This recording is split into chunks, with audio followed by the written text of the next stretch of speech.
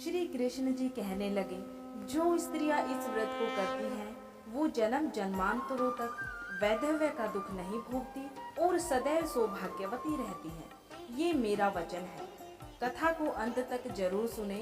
ये कथा सभी मनोकामनाओं को पूर्ण करने वाली है। द्वापर युग में माता यशोदा ने श्री कृष्ण से कहा, हे कृष्ण, तुम सारे संसार के उत्पन्नकर्ता, पालनहारी और संहार करता हो।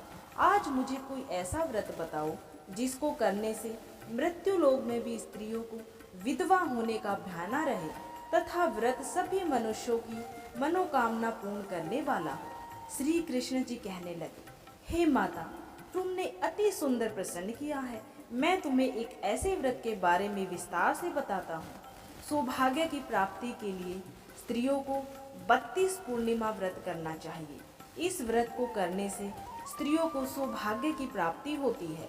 ये व्रत अत्यंत सौभाग्य देने वाला और भगवान शिव जी के प्रति भक्ति को बढ़ाने वाला है। यशोदा जी कहने लगी, हे कृष्ण, प्रथम इस व्रत को मृत्यु लोक में किसने किया था? इसके विषय में विस्तार से मुझे बताओ। श्री कृष्ण कहने लगे, इस भूमंडल पर अनेक प्रकार के रत्नों से परिपूर्ण कार्तिका नाम की एक नगरी थी। वहाँ चंद्रहास नामक राजा राज्य करता था। उसी नगर में धनेश्वर नाम का एक ब्राह्मण था और उसकी स्त्री अति सुशीला रूपवती थी। दोनों ही उस नगरी में बड़े प्रेम से रहते थे। घर में धन धान्य आदि की कोई कमी नहीं थी, परंतु उनको एक बहुत बड़ा दुख था कि उनकी कोई संतान नहीं है। एक समय एक बड़ा योगी उस नगरी में आया। वो योगी उस ब्राह्मण के घर को छोड़कर अन्य सभी घरों से भिक्षा लेकर भोजन किया करता था। वह रूपवती से कभी भिक्षा नहीं लेता। एक दिन वह योगी रूपवती से भिक्षा ना लेकर किसी अन्य घर से भिक्षा लेकर गंगा किनारे जाकर भिक्षण को प्रेम पूर्वक ग्रहण करने लगा। तभी धनेश्वर ने योगी का ये सब कार्य देख लिया। अपनी भिक्षा के अनादर से दुखी होकर धनेश्वर योगी से बोला, हे महात्मन, आप सब घरों से भिक्षा लेते हैं, परंतु आप मेरे घर की भिक्षा कभी नहीं लेते। इसका क्या कारण है? योगी ने कहा, निसंतान के घर की भीख पतितों के अन्न के तुल्य होती है और जो पतितों का अन्न खाता है वह भी पतित हो जाता है। क्योंकि तुम निसंतान हो, इसलिए पतित हो जाने के भय से मैं तुम्हारे घर की भिक्षा नहीं लेता। धनेश्वर योगी की ये बात सुनकर बहुत दुखी हुआ और हाथ जोड़कर योगी के पैरों में गिर गया और कहने लगा, हे महाराज, यदि ऐसा है तो आप पुत्र प्राप्ति का उपाय बताइए। आप सर्वज्ञानी हैं, मुझ पर कृपा कीजिए। हे भगवान, मेरे घर में धन की कोई कमी नहीं है, परंतु मैं पुत्र न होने के कारण अत्यंत दुखी हो। आप मेरे इस दुख का हरण करें। आप सामर्थ्यवान हैं। ये सुनकर योगी कहने लगे, हे ब्राह्मण, तुम चंडी की आराधना करो। घर आकर उसने अपनी पत्नी से सब वेदांत कहा और स्वयं तप करने के लिए वन में चला गया। वन में जाकर उसने चंडी की उपासना की और उपवास किए। चंडी ने 16वें दिन उसको स्वप्न में दर्शन दिया और कहा, हे धनेश्वर, जा तेरे घर पुत्र होगा, परंतु वो 16 वर्ष की आयु में ही मृत्यु को प्राप्त हो जाएगा। यदि तुम दोनों पति पत्नी 32 पूर्णमासियों का व्रत विधि पूर्वक करोगे तो वह दीर्घायु हो जाएगा। जितनी तुम्हारी सामर्थ्य हो, आटे के दिए बनाकर भगवान शिव जी का पूजन करना, परंतु पूर्णमासी के व्रत 32 होने चाहिए। प्रातःकाल होने पर इस स्थान के समीप तुम्हें आम का वृक्ष दिखाई देगा। उस पर चढ़कर तुम एक फल तोड़कर शीघ्र ही अपने घर चले जाना और अपनी पत्नी से सब वेदांत कहना। ऋतु स्नान के पश्चात वह स्वच्छ होकर श्री भगवान शंकर का ध्यान करके उस फल को खा लेगी तो भगवान शंकर की कृपा से उसको गर्भ हो जाएगा। जब वह ब्राह्मण प्रातःकाल उठा तो उसने एक स्थान के पास ही आम का वृक्ष देखा जिस पर एक अत्यंत सुंदर आम का फल लगा हुआ था। उस ब्राह्मण ने उस आम के वृक्ष पर चढ़कर फल को तोड़ने का प्रयत्न किया, परंतु वृक्ष पर कई बार प्रयत्न करने पर भी वह चढ़ नहीं पाया। तब उस ब्राह्मण को बहुत चिंता हुई। तब विघ्न विनाशन श्री गणेश भगवान की वंदना करने लगा। हे दयानिधे, अपने भक्तों के विघ्नों का नाश करके उनके मंगल कार्य को करने वाले, दुष्टों का नाश करने वाले, रिद्धि सिद्धि प्रदान करने वाले, आप मुझ पर कृपा करके इतना बल दें कि मैं अपने मनोरथ को पूर्ण कर सकूं। इस प्रकार गणेश जी की प्रार्थना करने पर उनकी कृपा से धनेश्वर वृक्ष पर चढ़ गया और उसने सुंदर आम के फल को तोड़ लिया। और धनेश्वर ने सोचा, जो वरदान से फल मिला था वो यही है और कोई फल तो दिखाई नहीं दे रहा। उस धनेश्वर ब्राह्मण ने जल्दी से घर जाकर अपनी पत्नी को वो फल दे दिया और उसकी पत्नी ने अपने पति के कहे अनुसार उस फल को खा लिया और वो गर्भवती हो गई। देवी जी की असीम कृपा से उसे एक अत्यंत ही सुंदर पुत्र उत्पन्न हुआ, जिसका नाम उन्होंने देवी दास रखा। माता पिता के हर्ष और शोक के साथ वह बालक शुक्ल पक्ष के चंद्रमा के भांति अपने पिता के घर में बड़ा होने लगा। भवानी की कृपा से वह बालक बहुत ही सुंदर, सुशील, विद्या पढ़ने में बहुत ही निपुण हो गया। माता दुर्गा की आज्ञा अनुसार उसकी माता 32 पूर्णमासी का व्रत रखने लगी, जिससे उसका पुत्र बड़ी आयु वाला हो जाए। 16वां वर्ष लगते ही देवी दास के माता पिता को बड़ी चिंता हो गई कि कहीं उनके पुत्र की इस वर्ष मृत्यु न हो जाए। इसलिए उन्होंने अपने मन में विचार किया कि यदि ये दुर्घटना उनके सामने हो गई तो वे उसे कैसे सहन करेंगे। इसलिए उन्होंने देवीदास के मामा को बुलाया और कहा, हमारी एक बहुत बड़ी इच्छा है कि देवीदास 1 वर्ष तक काशी में जाकर विद्या अध्ययन करे और उसको अकेला भी नहीं छोड़ना चाहिए। इसलिए साथ में तुम चले जाओ और 1 वर्ष के पश्चात इसको वापस ले आना। सब प्रबंध करके उसके माता पिता ने काशी जाने के लिए देवीदास को एक घोड़े पर बिठाकर उसके मामा के साथ भेज दिया। परंतु ये बात उसके मामा या किसी और से नहीं बताई। धनेश्वर तथा उसकी पत्नी ने अपने पुत्र की मंगल कामना तथा दीर्घायु के लिए भगवती दुर्गा की आराधना और पूर्णमासियों का व्रत करना आरंभ कर दिया। इस प्रकार बराबर 32 पूर्णमासी के व्रत को उन्होंने पूरा किया। कुछ समय पश्चात एक दिन वह मामा और भांजा मार्ग में रात बिताने के लिए किसी गांव में ठहरे हुए थे। उस दिन उस गांव में ब्राह्मण की अत्यंत ही सुंदर, सुशील और गुणवती कन्या का विवाह होने वाला था। जिस धर्मशाला के अंदर वर और उसकी बारात ठहरी हुई थी, उसी धर्मशाला में देवीदास और उसके मामा भी ठहरे हुए थे।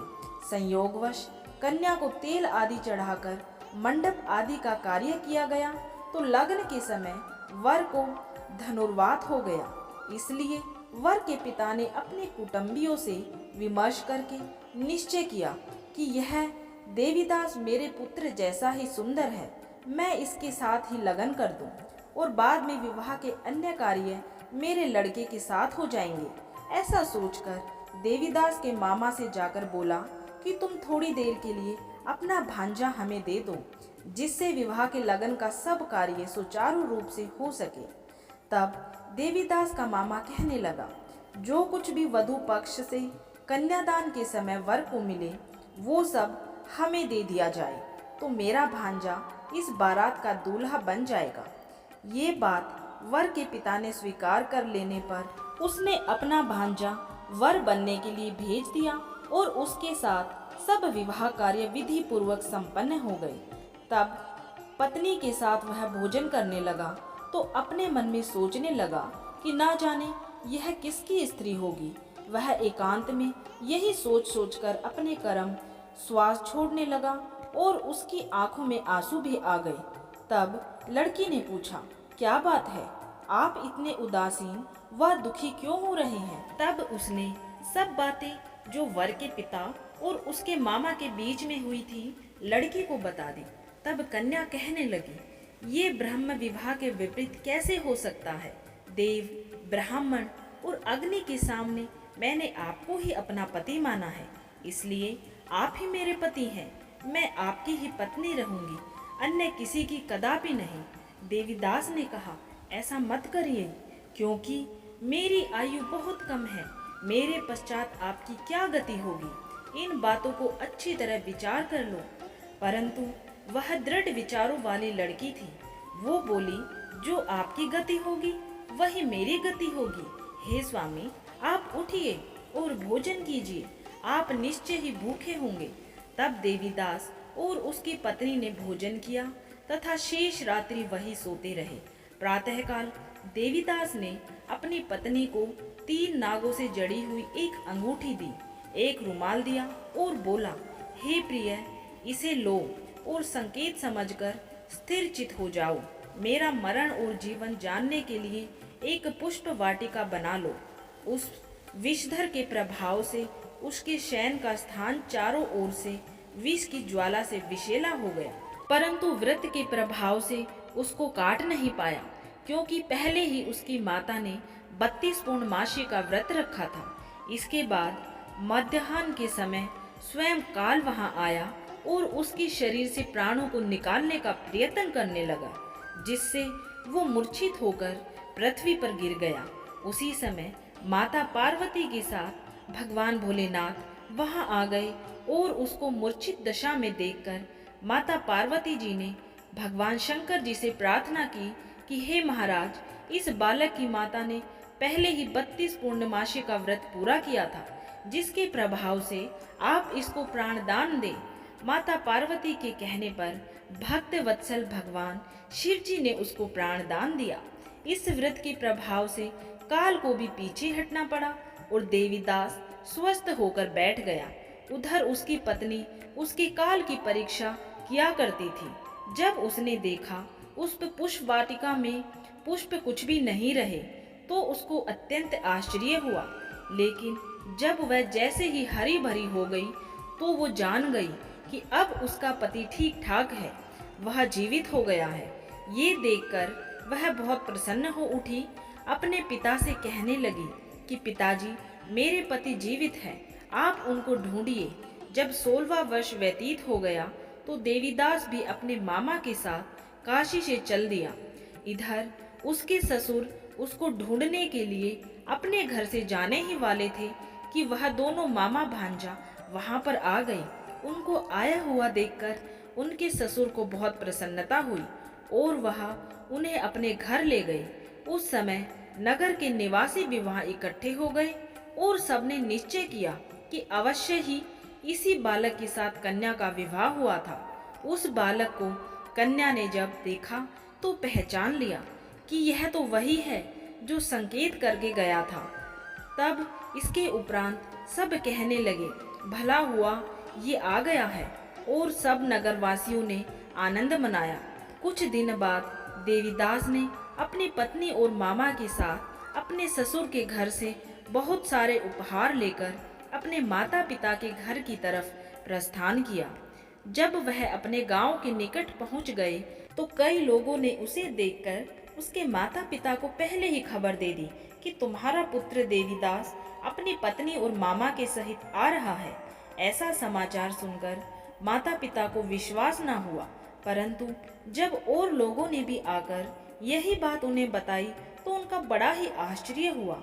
लेकिन थोड़ी देर में देवीदास ने आकर अपने माता पिता के चरणों में अपना सर रखकर प्रणाम किया और उसकी पत्नी ने अपने सास ससुर के चरणों को स्पर्श किया, तो माता पिता ने अपने पुत्र और पुत्र वधू को हृदय से लगा लिया और दोनों की आंखों में प्रेम अश्रु बह चले। अपने पुत्र और पुत्र वधू के आने की खुशी में धनेश्वर ने बड़ा ही भारी उत्सव किया और ब्राह्मणों को दान दक्षिणा देकर प्रसन्न किया। अब श्री कृष्ण भगवान कहने लगे, इस प्रकार धनेश्वर 32 पूर्णमासियों के व्रत के प्रभाव से पुत्रवान हो गया। जो भी स्त्रियां 32 पूर्णमासी के व्रत को करती है, वे जन्म जन्मांतर में वैधव्य का दुख नहीं भोगती और सदैव सौभाग्यवती रहती है। ये मेरा वचन है। यह व्रत संतान देने वाला और सभी मनोकामनाओं को पूर्ण करने वाला है। जय जय श्री कृष्णा। राधे राधे। उम्मीद है आप सभी को ये कहानी, ये कथा पसंद आई होगी।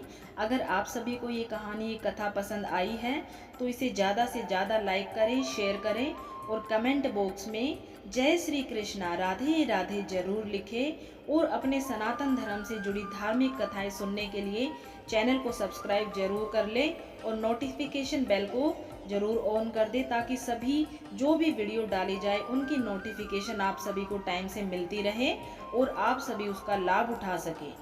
और आप सभी को वीडियो देखने का दिल से धन्यवाद।